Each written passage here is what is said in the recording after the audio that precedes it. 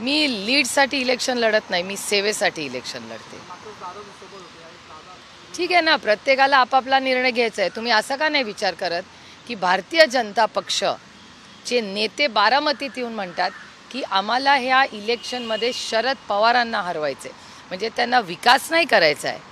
आणि मग ना त्यांच्याकडे एखादा कॅन्डिडेट आहे, आमचं घर फोडून आमच्या घरातली एक महिला त्यांना लागते. ह्याचाच विचार करा ना. आमची माऊली मोठी वहिनी म्हणजे आईच्या समान असते. माझ्यावर जे संस्कार झालेले आहेत त्याच्यात आपल्या मोठ्या भावाची बायको म्हणजे ही आपल्या आई समान असते. त्याच्यामुळे आमच्या आईला त्यांनी इलेक्शनमध्ये भारतीय जनता पक्षाला उतरावं लागतंय. विचार करा ना या सगळ्याचा.